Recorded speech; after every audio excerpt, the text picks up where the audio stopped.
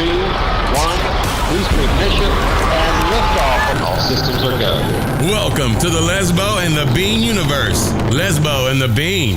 LATB, LaTB, where mixed martial arts and the UFC get silly. Big silly. Buckle up and move your tray tables to their upright position. And please, somebody shut that baby up. It's time for Lesbo and the Bean. Welcome back. Episode 157. We have one of the heaviest weekends on the entire roster. Not only do we have fight cards back-to-back Friday and Saturday for the UFC, but Bellator is actually going to do it as well Friday and Saturday, KSW, and we even have a Tyson Fury, Deontay Wilder matchup. Your combat sports weekend is going to be filled to the brim. What are you going to end up doing this weekend? Are you going to catch it all? Are you going to Twitter it all? Are you going to Facebook? What's your plan? I'm definitely going to watch my boy Usman. Whoop, whoop. So I will be watching Friday night. I'm definitely going to watch UFC Saturday night. And then, because the UFC is going to run so late, which is perfect because I'm not going to get a boxing pay-per-view with all garbage fights to begin with. And then immediately after that, I will tune in somewhere to find Deontay Wilder versus Tyson Fury. And then all the Bellator shits, I'll only find the highlights on Twitter. Highlights. That'll be how I do it. Yeah, that'll gift up. But isn't it the good Bellator fight where it's the Bader versus, or is that next? No, that's not this weekend. weekend. That's in January maybe. Yeah, exactly. I just heard about them talking. So, yeah, as far as Bellator, I feel like it's being overshadowed.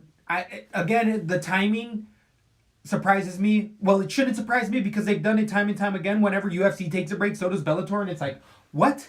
This is where you capitalize your double card weekend when there's nothing going on, not during the heaviest stretch of the year for UFC. It's just... Yeah, Scott Coker should be paying more attention when the UFC schedules. Isn't on, and that's when they should be having Bellator. You're so right. 100%. What it's going to do for us with this heavy of weekend and the way that the finale is working out, we've already made a mention to it before, but we're actually going to end up doing just a breakdown of the Adelaide card out of Australia because we have the DraftKings lines and betting lines up for that, and we still don't have the finale because that show is still due to air earlier or later on this evening. Yeah. So stay on wherever you can. You better like and subscribe. Follow us on Twitter to get that next feed because we will be dropping a breakdown for that finale fight card with Usman Dos Anjos. And there's fun money. There's going to be a couple more fights added to that as well. But we still didn't even have DraftKings lines. So we're going to do with what we got here. So Saturday first from us, then Friday, but make sure you're liking and subscribing to get everything. Very quickly, before we get into the breakdown, I just got to tell you, the fight's back on. The fight is back on. What fight?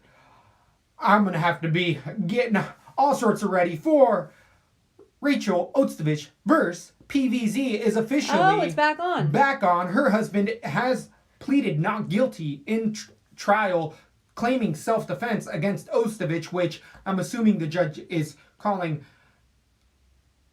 insignificant, and it's not. He's saying she's a UFC fighter, so she was beating him up. That's the new I heard.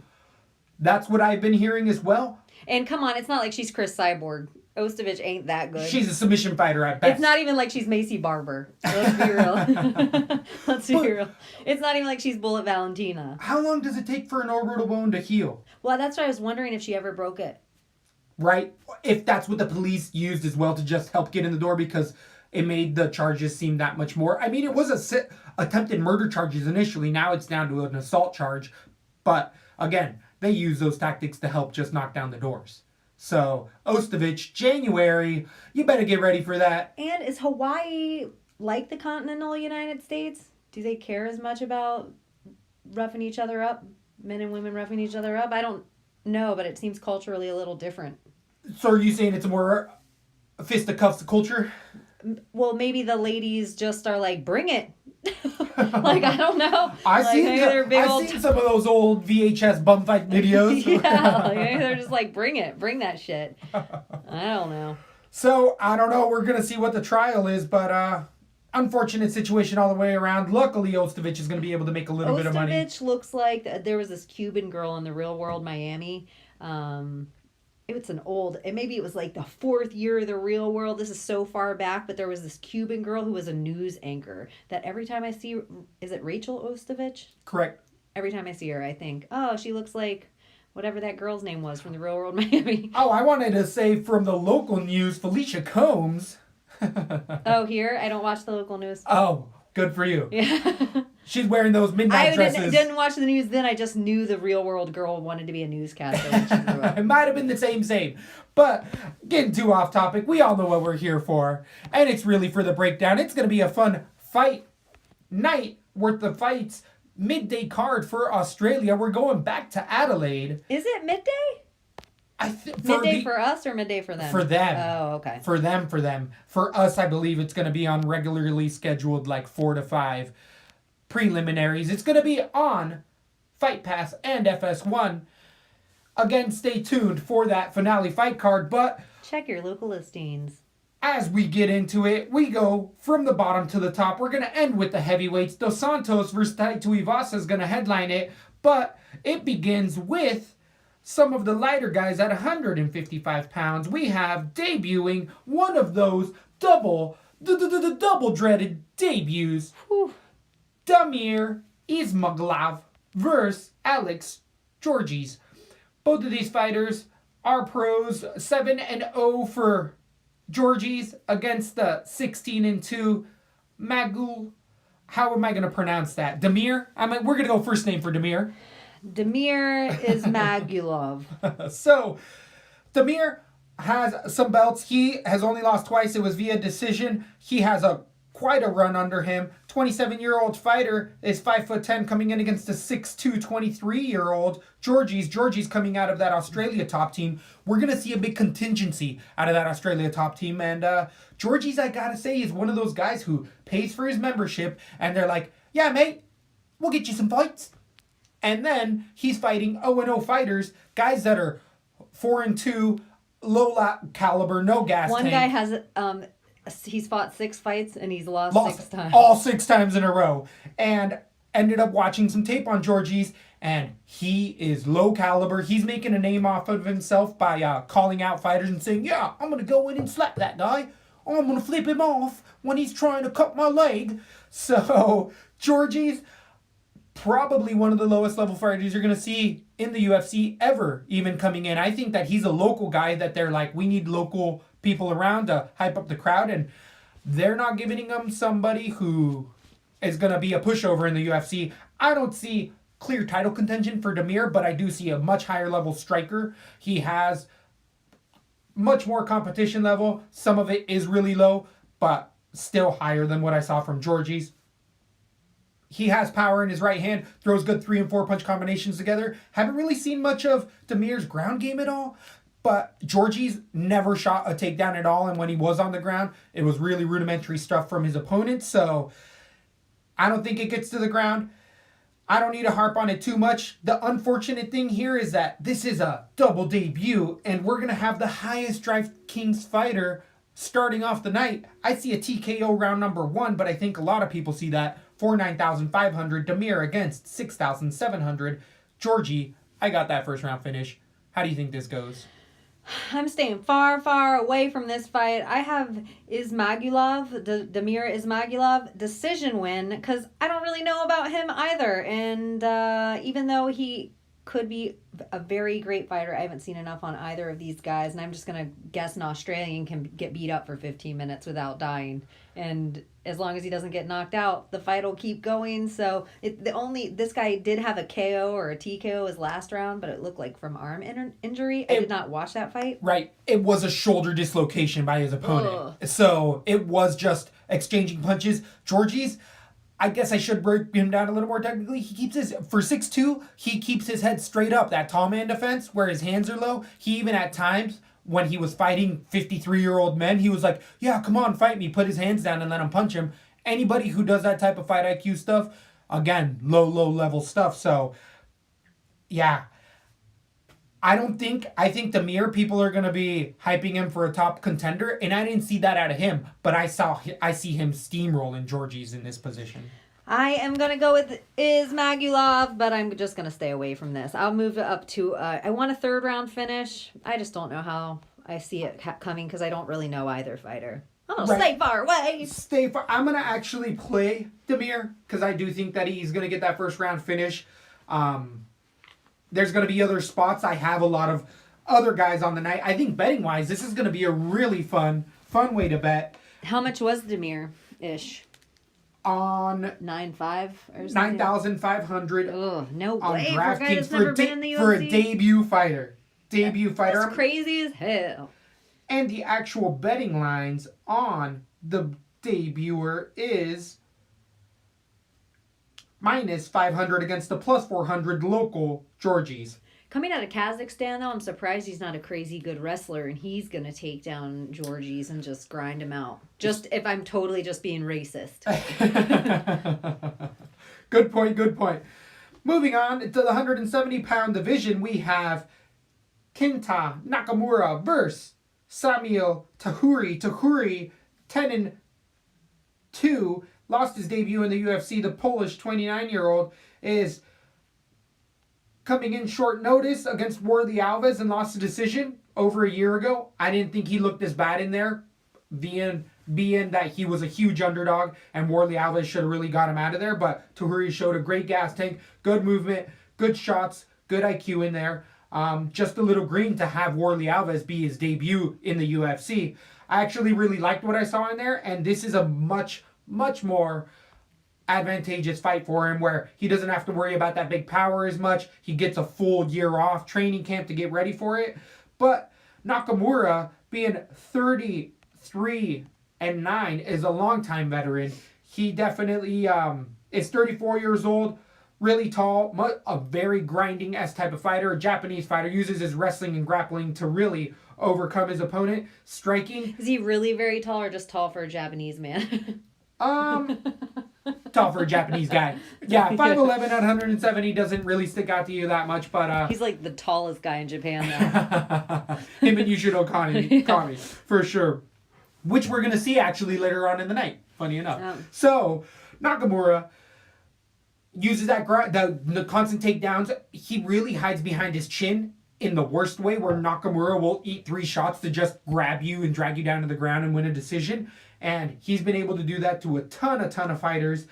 I think Tahuri's going to succumb to that trap as well. Nakamura tends to be underrated a lot in there. And we here, I feel like at LaTB, tend to like those grinding style of fighters. And I feel like Nakamura has exactly that game plan in line. I got the minus 190 favorite in a decision. I think Nakamura just uses old man tricks and grindability to wear out a young man here. How do you feel this fight goes down? I love a Polish fighter. I agree with everything you said about his last fight too. It was short notice. It was Warley Alves. He put in a good showing. It just sucks that he's going against Nakamura. Nakamura is not ever one of those guys that makes for an exciting fight, but he makes the fighter look bad. It makes for a boring fight. He win one, loses one by decision, win one, lose one, win the one, lose one, and it's just his time to win one again. That's the only. I was like on the fence, and I'm like, hey, speckled. It looks like if I'm running by a pattern, he's going to win his next fight by decision. So, Nakamura, decision. And his last loss as well was to Anthony Rocco Martin. So, we're going to see that gentleman later on as well. But good call. I like the alternating ones there as well for Nakamura. He tends to stick to that pretty well. We have a couple guys like this night. Tahuri. Yeah. We both like him. Yeah. He could be a sneaky underdog pick. I don't know how much they are. Are they too close? Minus one, a 2-1 favorite for Nakamura, essentially. I think Tahuri could be the perfect guy so you can put a bunch of meat on your card. He's probably only going to get like 30 or 40 points, but... I think that's not a bad call at all.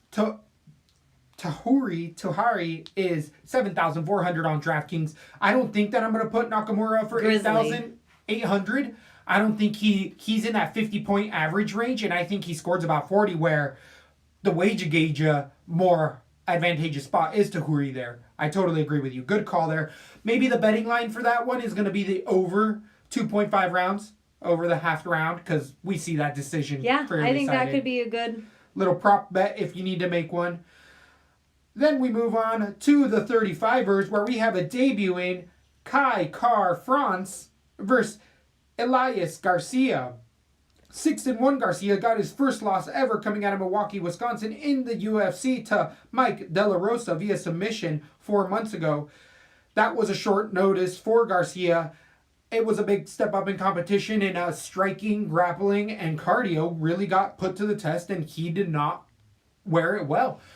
It didn't look good for him at all, and Kari coming off with a Demetrius Johnson Cejudo season as of late. The New Zealand fighter, also a local guy, 25 years old, fighting out of Auckland, is a pro boxer who's 17-7. Early on, he got a lot more losses, but it was when he wasn't as well-rounded as a MMA fighter, especially coming time off of that show, getting connections with the UFC, because you come on that show, you don't go back to a home gym. They're like, hey, Winklejohn, hey, Alpha Male. They figure out where to make you keep growing. And the Carr, really with his boxing, has looked good in there. Actually has started to really throw in a lot of head kicks as well. Got a finish. He has a nasty right hand, sends up double jabs into right hands. Great left body shot for Kari. And he's a big favorite here because if you're as good as your last fight, everything we've been seeing from Kai has been somebody who's growing in leaps and bounds every single fight, where Garcia underperformed when he didn't have much of an expectation. So I see that's what's really inflating this line. And I'm going to go with France finish. I think it happens in third round. I think this is a grinding fight. Garcia's going to stay in it. I don't think it's a clear blowout, but I do think eventually that right hand does land. We've seen Kari slow down after the second round, but I think after Garcia takes two rounds of beating, he eventually gets taken out of there. How do you feel this one goes down? I think it's an interesting fight just because it looks like Kai Kara missed weight by 3.8 pounds his last fight, and they were both fighting at 125 for their last fights, which is just kind of, I like to put it out there, and that they're fighting at 135 now. Speaking of, Demetrius Johnson was on Below the Belt with Brendan Schaub. Nice. I haven't seen him for a while. It was a really interesting show where he even talks about the one being so good for him because they also are opening up an esports division for him. That's perfect. It's like the movement of everything happening. Like he said, even if he would have won against Cejudo, he may have fought Dillashaw just for legacy fight, sure, but he was on his way out anyway. Like that's is not any... awesome. Good for him. You're going to see Demetrius Johnson much longer around for moves like this. He's not going to have to fight forever. Not cutting to 125 anymore. He can still live where he lives, and because he's like up, I guess, by Seattle area, right. He can just he'll fly over, and since he won't have to cut, it's not a big deal for him to just fly in a few days before the fights. Which I guess what I hear about one is they want you to move there. They're kind of all in or nothing. That's what they're doing with Miesha Tate. Yeah. Rich Franklin, so. Like they gave him a house and are like, no, you're gonna live here. And I think for Miesha Tate, this is next level moves. Miesha Tate could be, by the end of all of this, she could end up being like the second wealthiest MMA fighter ever under Conor McGregor. Would you say she might be like the, what is that, WWE daughter? McMahon? Yeah, like she's the matriarch of one. Yeah, exactly. She turns into something brilliant. like that. And it's such a brilliant move on their part, really. I mean, she was the most likable woman in the MMA, maybe. I think everybody loves Cupcake. I didn't, but... No, there's a lot of Rousey lovers that hate Cupcake because of their rivalry. And it just blows over. I know, but Rousey lovers are not hardcore fans. Ooh. People that still love Ronda aren't hardcore fans. You can love her for what she did, but people that are still like, Ronda was the greatest. Yeah, if you're still one of those people, you're Ronda's a champion where she's at now. Exactly. Well, if Becky Lynch wouldn't use that chair. Yeah, totally. I don't know. That might be wrong. I don't even know either. I don't know. I'm like, Becky Lynch, I know she was a wrestler. Back to DraftKings. Kai Kara France is 9,100 against Elias Garcia 7,100. Do you see yourself for over 9,000 putting France anywhere? No, I'm going to go right now France decision, but I think he could punch himself out, and I think Garcia could make it. Kind of unsure about both guys. I'm going to stay far away from this fight. I actually like France here, and I'm going to try to put him on cards because I didn't like what I saw from Garcia at all.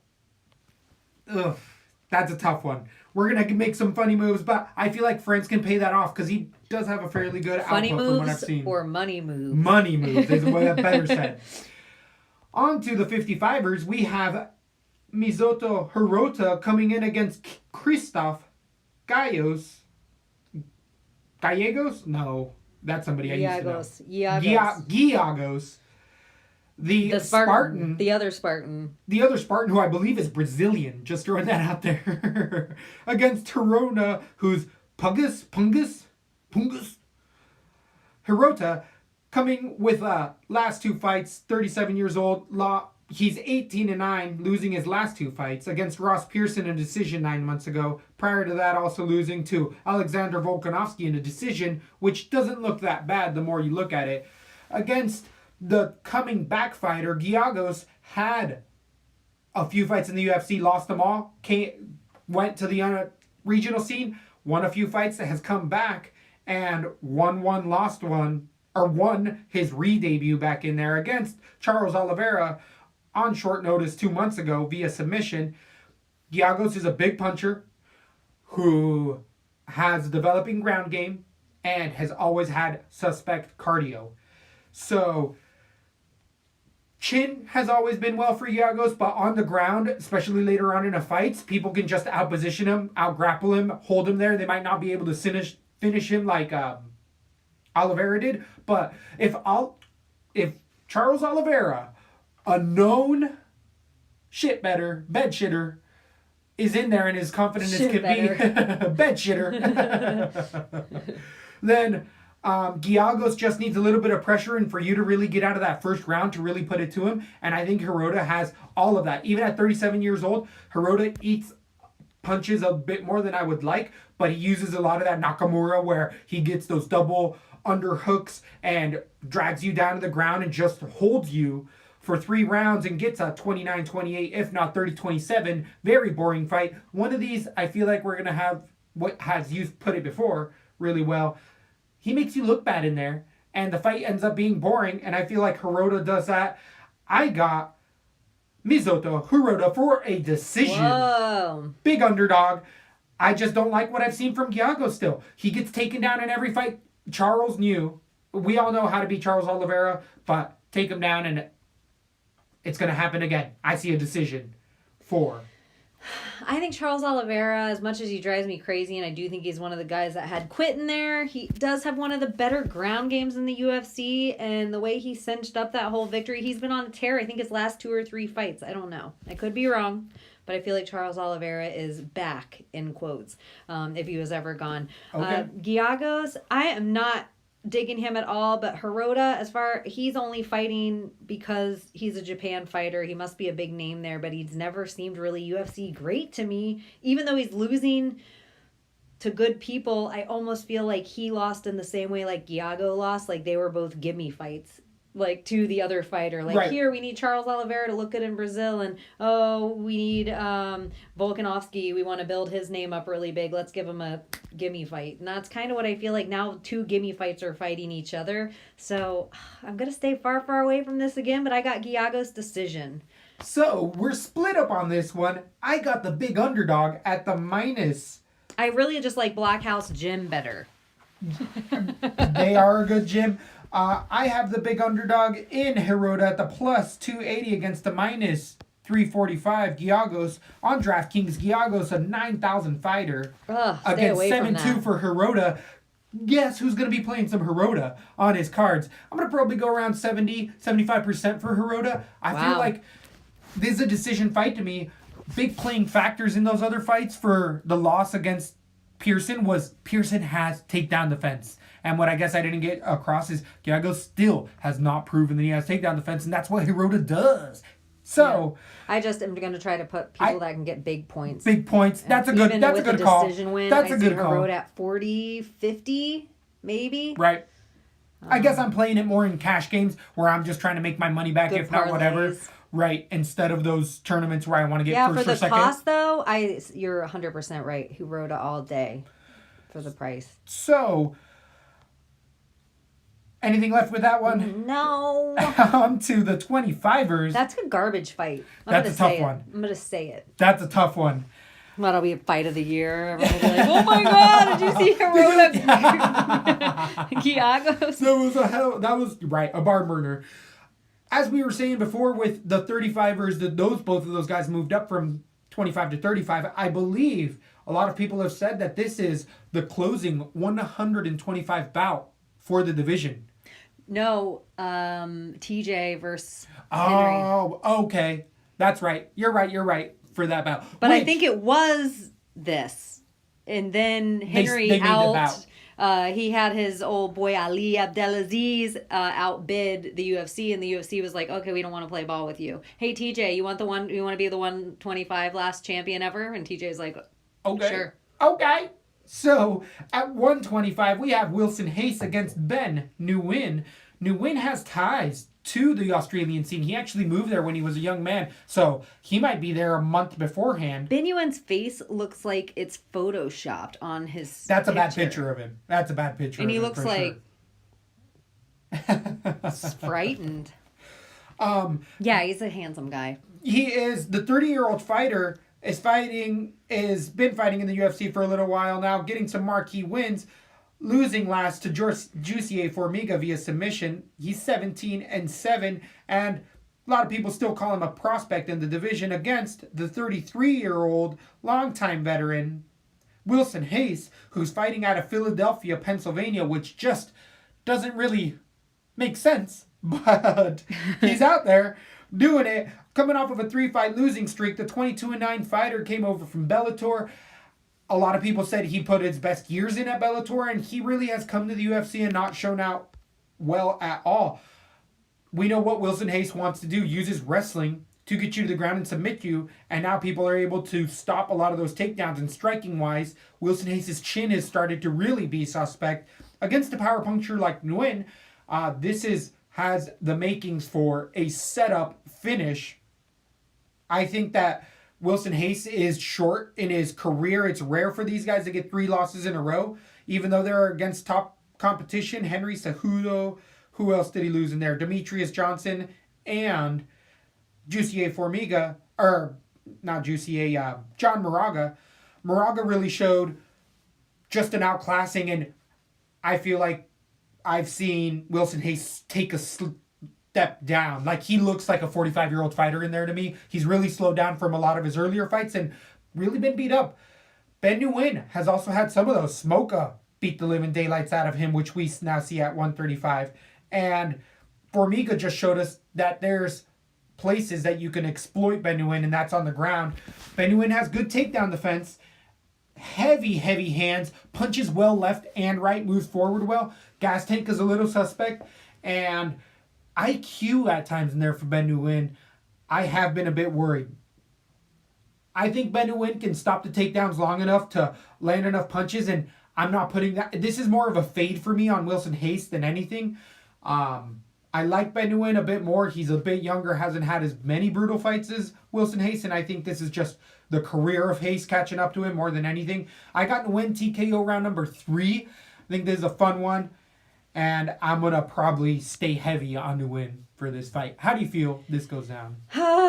I like everything that you said. The only worry that I have is the UFC letting the overseas fighters juice now? Is this like a normal thing, since we also hear that coming next year that they might have an USADA step back a little bit where it gets a little more lenient, which I'm like, well, you fucked up a lot of guys' careers in the last few years by this, how many fights has we missed John Jones in? Totally. But I question, because will Wilson Hayes go over there and be all juiced to the brim and we see old school Wilson Hayes? But I just like Ben Nguyen better everywhere. I think even though he doesn't have as much power, he's better everywhere else. And I think I have Nguyen decision, but I do think he can figure out the submission by round 3. So I also see a 3rd round finish. Like you do. I don't think he quite has the same power as Cejudo to knock Wilson Hayes out. But I think he can finish him. Wilson Hayes gets less and less dangerous every minute of the fight. That's a great point. And touching back, I meant to say this about Hirota. I do think the juice is going to be loose with Hirota. He's a Japanese fighter fighting in New Zealand away from USADA. And that is a theme that I did forget to make a point on. Again, not fighting in the United States does affect what these guys are able to do.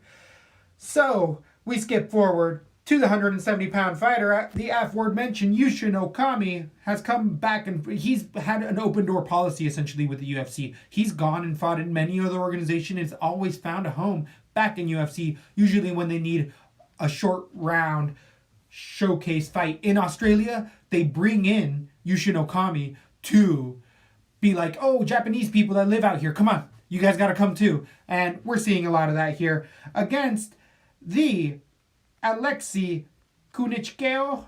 The 19-0 fighter is getting his second fight in the UFC, debuting against Thiago Alves 2 months ago, winning a decision. Alexei has been a long time. A lot of people have been waiting to see the Russian fighter in here. Good MMA fighter all the way around. Doesn't really stick out anywhere. Jack of all trades, master of none. Has power, good cardio. And I think just at this point in Yushin Okami's career, Yushin Okami only has a jab. And even his submission game has been fairly suspect now that the game's caught up to him. He's 36-11 at 37 years old. I think, again, they just brought him in because of the name value. He's the tallest man in Japan. Yes, at 6'2", which he's one of the few fighters that hasn't trained in Japan more so than any. He was one of the first Japanese fighters to leave Japan, and everybody hated him back in the day because they thought keep it close to home. He is coming off of a win against Diego Lima, a decision where he used his wrestling nonstop, but I don't think that happens here.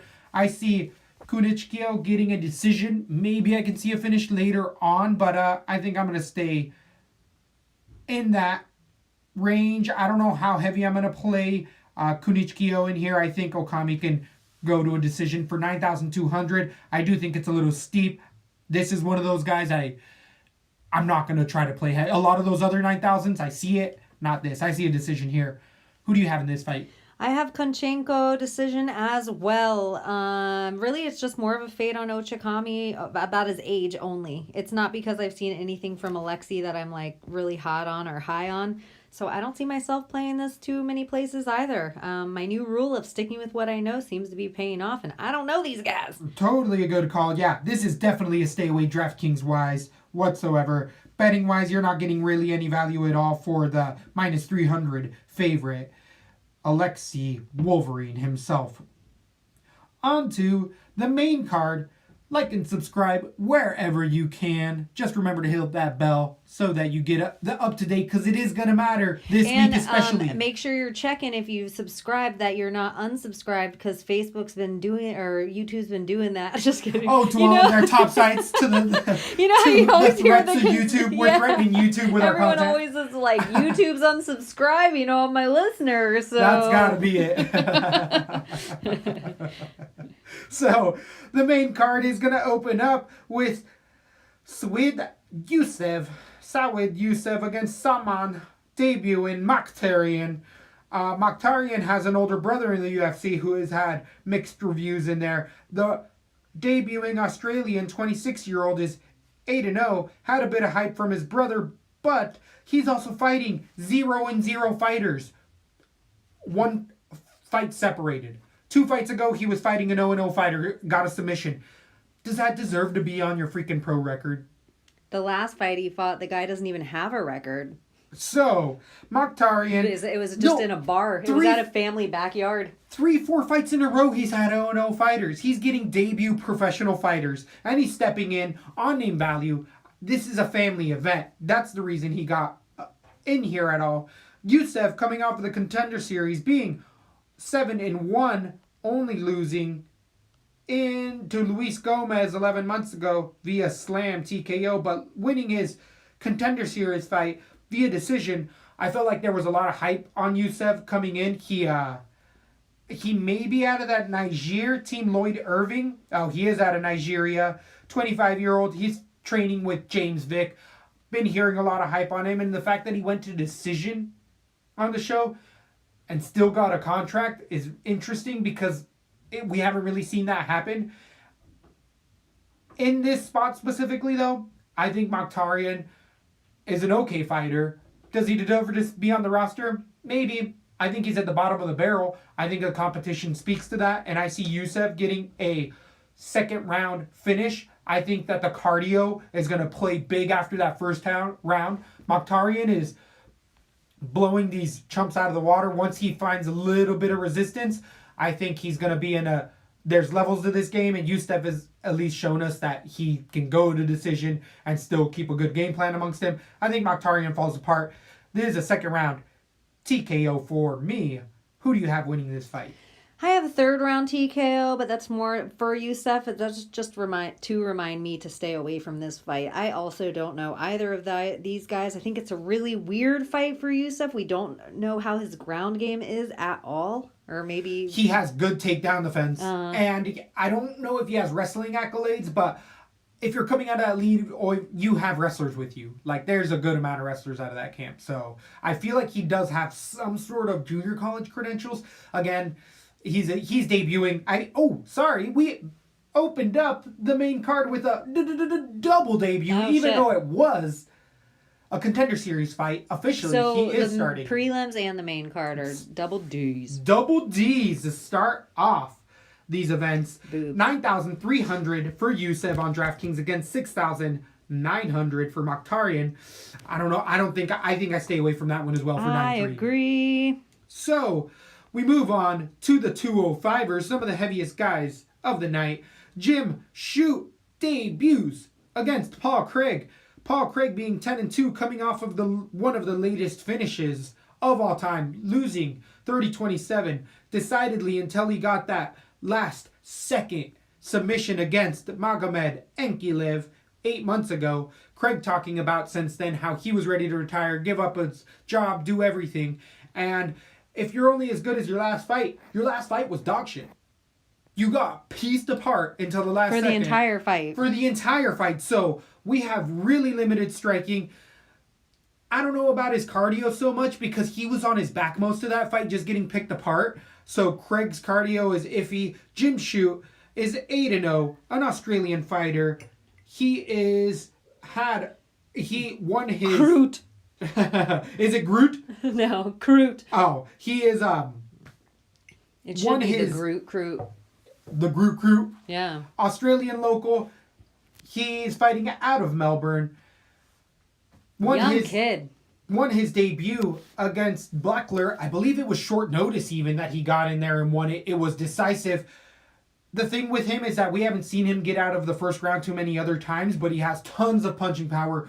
Keeps his body under him. Good sprawls.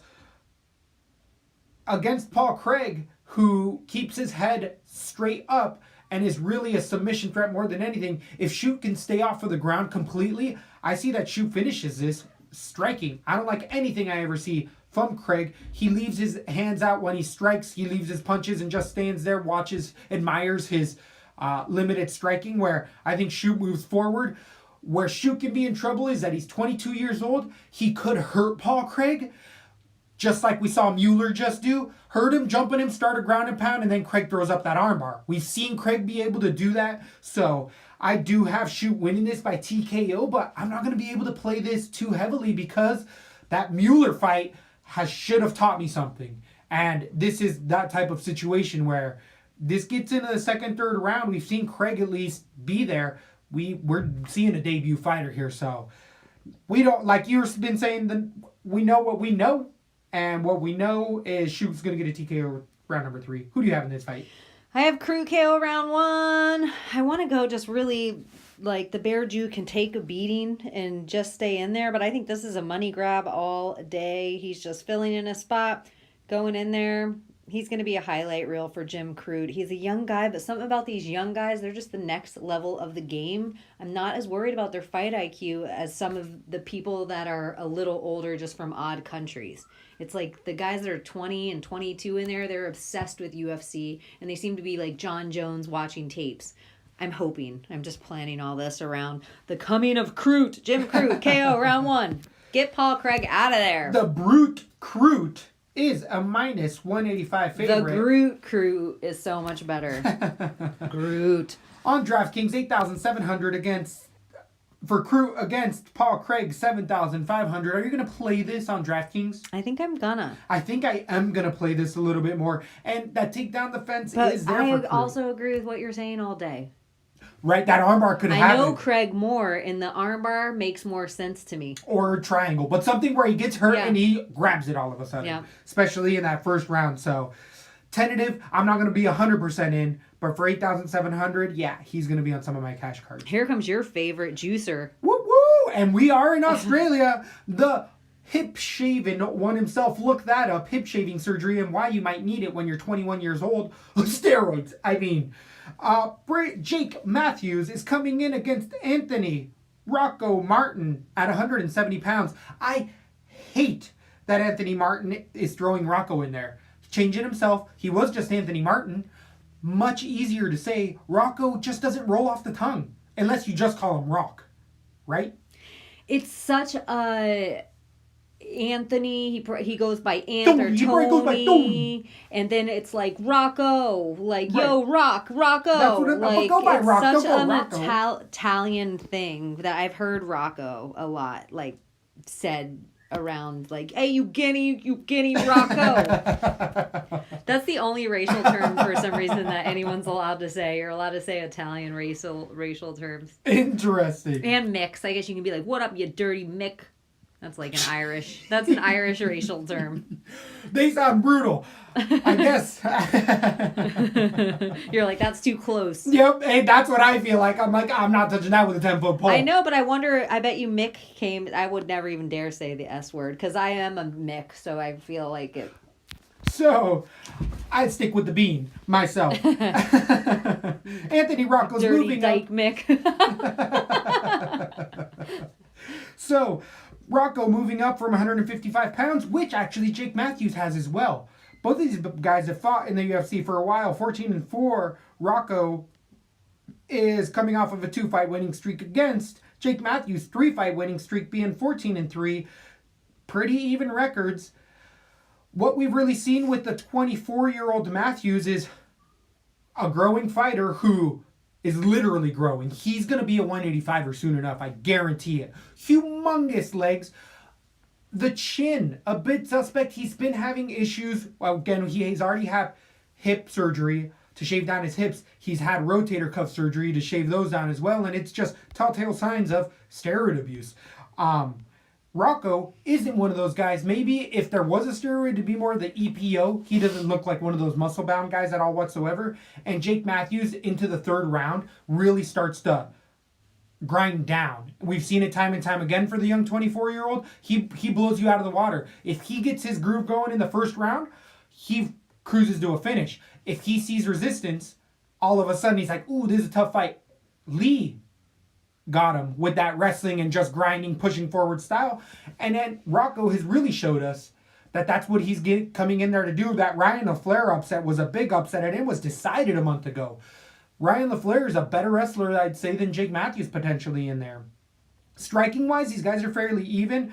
I'll give the slight advantage to Jake Matthews, but takedown-wise and cardio, I'm going to give to Rocco Martin, and I'm going to side with the underdog here. I think Rocco turns this into a ground battle, and on the ground, I think after Matthews uses his second and third move, sit out to a switch, and it doesn't work against the D1 wrestler, I think he's going to start to give up position, and this is going to be a position over submission type of a match. I could maybe even see a TKO round number 3 for Rocco. I really like what I've seen from both of these guys in their last few fights, but I got the wrestler here.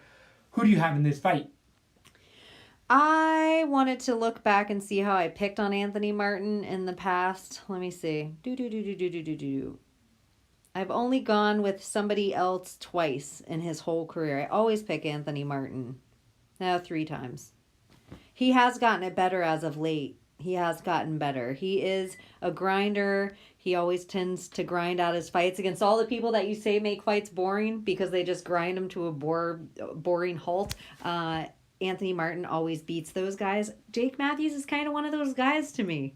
He can, like you're saying, he can brutally take you over and maul you like a grizzly bear. But if that doesn't happen, if you have good takedown defense, or if he doesn't get you down as easy as he thought in the first couple of tries, we see him get a little stagnant. I think Anthony Martin can take Jake Matthews' best punches, and I think he can deplete his cardio. I think Jake Matthews can win the first round, and Anthony Martin can win the second. I see a dirty split here. I got Martin decision. Depending on the cost, I could have either guy on a card.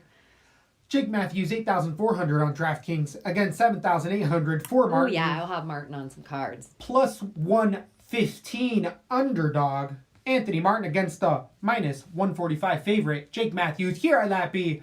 You know who we're siding with. You better make some parlays, put them together, because there's a live underdog who we have on the I think board. this could be a dirty split. I think this could be a lot like that Auburn fight. I think this is a 29-28 decision. Last 2 rounds go to Rocco. I hope you're right. That's fine. That's how I want it. So we trudge along onto the 205ers, where we have Mauricio Shogun Hua fighting once a year for the last 4 years against Tyson Pedro. Shogun Hua is a legendary fighter in their 25-11, coming off of a loss over a year ago against 7-2 Tyson Pedro, coming off of a loss to Ovinson Straight Prue via arm lock 5 months ago. We've really seen a push for Tyson Pedro. We've really seen him fight in a lot of these Australia cards, and he has underperformed at times. His striking is limited. His ground game's okay, but he really only has 2 or 3 submissions that he goes to. His positioning isn't really that good, and I feel like for Tyson Pedro, he's gotten a lot of push with Adesanya and these New Zealand fighters. I've succumbed to that as well, and I feel put a little more stock than I've needed to in Tyson Pedro. I had him all over Ovinson St. Preux, and OSP for me is one of those gatekeeper gauges. And what you can't beat OSP, you're not getting in that top 15. And you're not, and he hasn't looked like he's strived even at 27 years old. I still have yet to see a fight where he's looked better than the fight before. Pedro has always looked the same to me in most of his fights. Fortunately for Tyson Pedro, he's fighting at home, and they're giving him a setup fight for a fighter who's taken more damage than anyone, been a multiple fighter of the year contender, has won fight of UFC history. Dan Henderson, Mauricio Shogun Hua won best fight of all time. That doesn't happen because it's a boring fight. That doesn't happen because you don't get punched in the face. That happens because both of you almost died in there, and you kept fighting, and he's fought since. I just don't think Shogun can take a punch anymore in there. I think Pedro can come in, eat 2 or 3 punches. You always got to be scared of Shogun's left hook. That punch puts everybody down. It's Shogun's left hook. But I think Tyson Pedro's young enough that he eats that, even gets in there and throws a garbage punch. But I don't think much needs to land. I think we see kind of like a Chuck Liddell repeat in there where everyone's going to be like, ooh, why is Shogun still fighting in there? He's 37 years old with a long career. I got Pedro finishing here, but not quite Chuck Liddell. But it's going to be in that vein. I guarantee you it's going to be in that vein. It's not the Shogun I want to see in there. I got Tyson Pedro finish round number 2, maybe round number 1. People are going to call him a striker, and he's not. It's just it is dirty a fade. Inside elbow, weird kick, weird setup punch. It's not even going to have to be hard. Hua shouldn't be in there with the chin anymore. Like you're saying, OSP is the gatekeeper, and you didn't get past the OSP. OSP clean knocked out Hua not that long ago. Was it that long ago? Yeah, not bad. 4 years ago, I guess, for Hua, but it's only 5 fights ago. But Hua just doesn't fight that much. Yep. I agree with what you're saying about Tyson Pedro. I like him so much because he's in Team Shuey. That's what I call it, with like the Mark Hunt and the Ty Tuovasa. Yep. They're all besties, and they all travel together, and they're all on interviews together, and they seem like really fun blokes. I like Tyson Pedro. I think he's exciting to watch in there. I hope he gets better. I agree. We haven't really seen that happen. That OSP armbar or getting caught in a Von Flue choke or something by OSP, that could just happen. That's like getting caught by like a Johnny Bone Jones head kick. Like, it doesn't mean you're not as good as OSP. And I think Tyson Pedro could be OSP if they were in there together again. Like, that's one of those fights, if they reran it, I could see him winning. But I do see what you're saying, that there was definitely a hype train, and this could be another fight where everyone's like... He's back! Yeah, like... Tyson Pedro's killing everyone in there, when he's really a submission guy. But I just see I do see him killing Hua in round one. Agreed, I actually have Tyson Pedro murder round one. So I am going to have him on some DraftKings. 9,400 for Tyson Pedro against 6,800. That's steep, though. He has to get a finish round one, which 50% of cards, I'll put Tyson Pedro on there. But it's not going to be 90% of cards by any means. Ugh. And it's again, I'm looking for the points. You were even saying, you tied it in perfectly. He's getting all that hype from Ty and Mark Hunt. That's where it comes from. But his submissions are good. Team Shuey. So, to the co-main event we go, where we have a profile fight with Mark Hunt at heavyweight against Justin Willis. 7-1 Willis is coming in, the 31-year-old from that American Kickboxing Academy, against Mark Hunt, 13-1. This is Mark Hunt's retirement fight officially. He's fighting no longer. The 44-year-old, one of the oldest fighters in the UFC, has shown us what a solid chin. The Super Samoan has still remnants of that chin, but has really showed us that wrestling is his biggest kryptonite. Losing 2 in a row to Blades via decision because of that wrestling, and last losing to Olenek via submission. Was it also a scarf hold or something crazy where he dragged him down?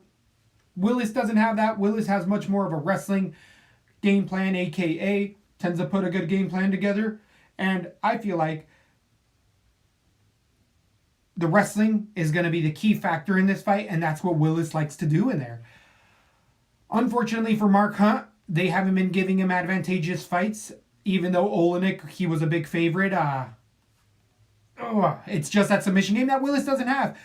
Willis, though, is a one-round fighter for me, and what we've seen from Mark Hunt is he can go a solid 5 and just keep pumping out that right hand, check kicks, throw good leg kicks, and I think that leg kicks are going to play heavy here. Mark Hunt is going to go out on a good note, and Justin Willis, once he gets that leg picked apart, not only does he naturally slow down in there, but he just went in there against the decision against your favorite Chase Sherman.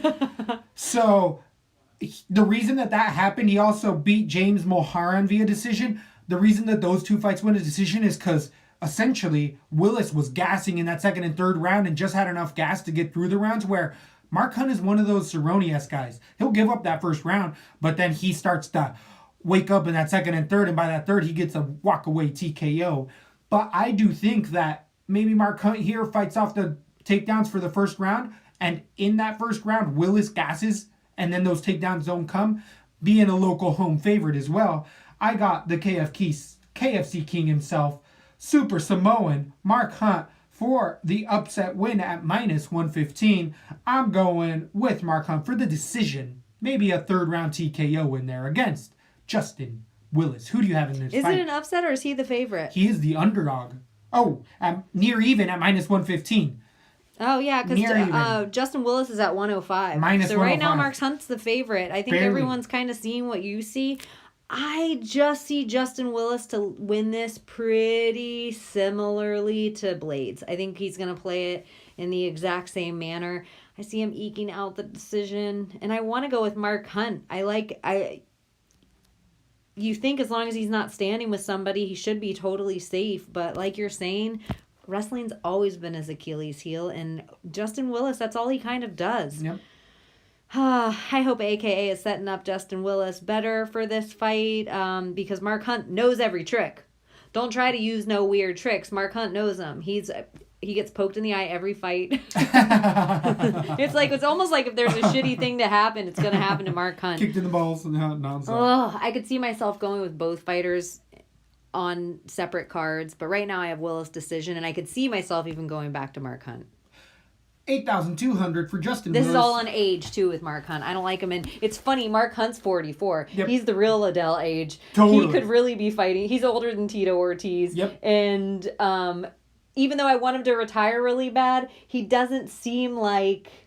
It just seems like that's what a Super Samoan does. Samoans have been known to take a punch to the head and be okay with it. He's not up in the top of my list of I am over watching him fight. It hurts me. Come on, Dan Kelly. Yeah, I agree. Yeah, he's not up there. He's never been flat out. He's been KO'd in his career, but he's never been made look a fool of in there, run over by any means. And I don't think that happens. I think there's an over 2.5 fight for heavyweights. They usually like to go inside the distance, and we're both seeing a decision. 8,000 for Mike Hunt. I could switch it to Hunt. I really like what you're saying. Every second the fight goes on, Hunt takes more control. Yep. Because he was he got beat up. He got elbowed by Brock for 5 rounds, 25 minutes with Brock on top, and he survived.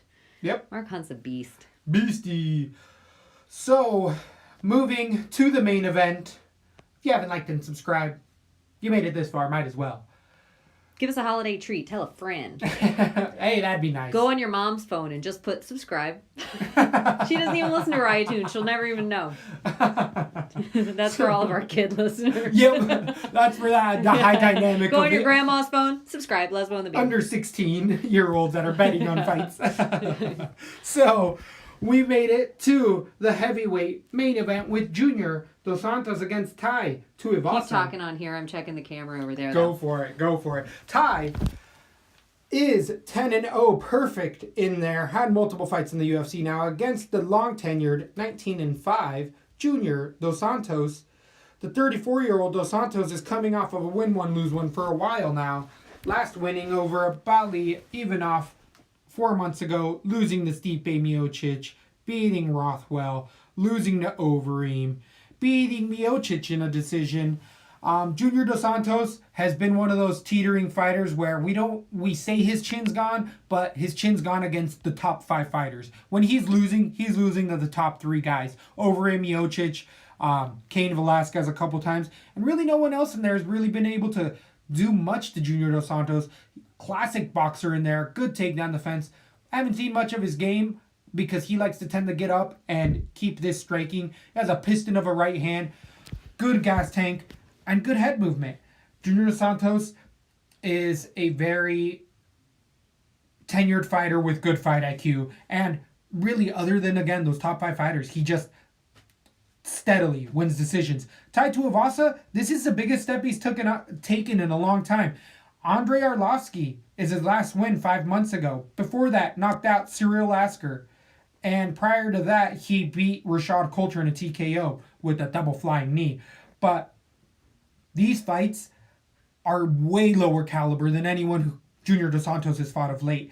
And I was reading some breakdowns earlier, and this isn't a point I can't take myself exactly, but as we were saying before with Mark Hunt, Tai Tuivasa does really well in the first round and holds on for the next 2 if he hasn't hurt him enough to finish people, where Junior Dos Santos can go 5 rounds. He's gone 5 rounds multiple times in his career for a long time and gets better as the fight goes on, where Tai, against Andrei Arlovski, who is one of the chinniest heavyweights we've seen in there, went to decision. All of us saw that being a finish. Why did that happen? Because Tai was trying to knock out Andre so much in that first round that he blew his load and then held on for 2 more rounds to win a decision. If that happens here, those extra 2 championship rounds, Tai is going to be at that pool and he's just going to be down at 10 feet. He's not going to be able to breathe, and Junior Dos Santos is just going to keep turning up the heat with that boxing, especially body shots. Junior Dos Santos throws a wonderful left hook with a right to the body, or left hook to the body, right to the head, and especially in that 3rd and 4th round. I see that really taking over. I have Junior Dos Santos winning this fight as a favorite. I believe he was an underdog earlier in the week, and the betting lines have changed. I do see Junior Dos Santos winning this fight in a decision, if not a late finish. I feel like that's been the theme of most of the night. I see a lot of finishes potentials in this one. It's going to be a fun fight card. Who do you have in this fight? I am going Tai Tuivasa to finish Junior Dos Santos in early round 3, latter round 2. I just don't like Junior's age in there. I know he is at a great team, so they're probably not hard sparring at his age. And hopefully he's had some time to heal from his knockouts, but he's just been in so many brutal knockout fights. I think he's going to stand and leave himself a little more open than Andrei Arlovski. It is weird that Andre didn't get knocked out, and he did seem chinny, but he hasn't been he's been doing really well with not getting knocked out. I feel like he's been knocked out. Yeah, something's changed with him with how he's handling himself. So I think it could be similar to that, where the last 2 rounds are so boring for both fighters. Right. I'm really just going Ty because I think he is the new wave. I could see myself falling off every New Zealand Australian fighter by the time the fight comes I think these three specifically, because you throw in Adesanya, Volkanovski, these lighter weight guys, because as you're saying, this trio Robert Whittaker. Those no. Stay on those guys. Jake Matthews, stay on those guys. But so do you think it's the Kiwi, like the New Zealand? Are these all the Islanders? Are these all the guys? They all have the same tattoos. They all have the same they're married. Pedro and Tai Tuovasa are married. They all train together. They're all bigger guys. What I really like about these guys really as well, married. Well, they're brother-in-laws. Yeah. They're like the Chris Weidman and Stephen Thompson of the tribe. Totally. Really fun guys, really fun attitude. Have you seen any of the media that's been going around of Ty holding JDS while he's holding a Joey? No. It's sweet. They're really, I mean, these are professionals at the highest caliber where they're like, man, we don't have to be upset. We're going to go in there and we're going to get to it. It seems like guys at that level, especially like JDS has been doing it forever, so he's a professional all day. And then you go over here with even though these guys that haven't been doing it forever, it's their family heritage to do it. So they have been fighting forever, even though it hasn't been necessarily in the UFC. So I don't know. I'm interested. I love all three of them. So I could see myself going all three on one. They either all three win or none of them. Or not. It's all or nothing. I only have Hunt winning. No, I don't think I have Pedro and Hunt winning. I don't have all time. three win or they all three lose. So it's almost like interesting. If Pedro loses, change your last two fights right before it. Yeah, I'm not gonna bet that card heavy. I don't feel great about anything. I don't feel really positive about that I do. I feel like some of those earlier cards, there's quite a few finishes we're gonna see earlier on in the night.